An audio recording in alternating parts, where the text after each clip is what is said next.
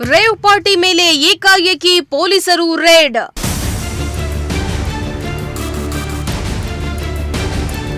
ನಶೆಯಲ್ಲಿ ತೇಲ್ತಾ ಇದ್ದ 30ಕ್ಕೂ ಹೆಚ್ಚು ಯುವಕ ಯುವತಿಯರು ವಶಕ್ಕೆ.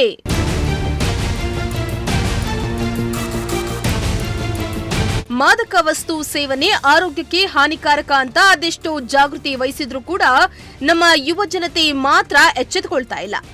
ಅಲ್ಲಲ್ಲಿ ರೇವ್ ಪಾರ್ಟಿಗಳು ಎಗ್ಗಿಲ್ಲದೆ ನಡೀತಾ ಇರೋದು ಕಂಡು ಬರ್ತಾನೆ ಇದೆ. ಅದರಲ್ಲೂ ಸಿಲಿಕಾನ್ ಸಿಟಿ ಸುತ್ತಮುತ್ತ ನಗರಗಳಲ್ಲಿ ರೇವ್ ಪಾರ್ಟಿಗಳಿಗೆ ಬರವೇ ಇಲ್ಲದಂತಾಗಿದೆ. ಇದೀಗ ಬೆಂಗಳೂರು ಗ್ರಾಮಾಂತರ ಜಿಲ್ಲೆಯ ದೇವನಹಳ್ಳಿ ತಾಲೂಕಿನ ಕನ್ನಮಂಗಲದಲ್ಲಿ ರೇವ್ ಪಾರ್ಟಿ ನಡೆದಿದ್ದು ಖಚಿತ ಮಾಹಿತಿ ಮೇರೆಗೆ ಪೊಲೀಸರು ಏಕಾಏಕಿ ರೇಡ್ ಮಾಡಿದ್ದಾರೆ.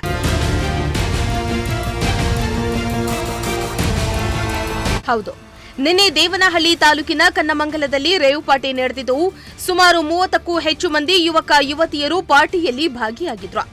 ಈ ಬಗ್ಗೆ ಸ್ಥಳೀಯರು ಪೊಲೀಸರಿಗೆ ಮಾಹಿತಿಯನ್ನ ನೀಡಿದ್ದು ಖಚಿತ ಮಾಹಿತಿಯ ಮೇರೆಗೆ ರೇವ್ ಪಾರ್ಟಿ ಮೇಲೆ ಏಕಾಏಕಿ ಪೊಲೀಸರು ರೇಡ್ ಮಾಡಿದ್ದು ನಶೆಯಲ್ಲಿ ತೇಲ್ತಾ ಇದ್ದ ಯುವಕ ಯುವತಿಯರನ್ನ ಪೊಲೀಸರು ವಶಕ್ಕೆ ಪಡೆದಿದ್ದಾರೆ. ದಾಳಿ ವೇಳೆ ಕೊಕೈನ್, ಹೈಡ್ರೋ ಡ್ರಗ್ ಹಾಗೂ ಗಾಂಜಾ ಪತ್ತೆಯಾಗಿದ್ದು ಪೊಲೀಸರು ಸೀಸ್ ಮಾಡಿದ್ದಾರೆ.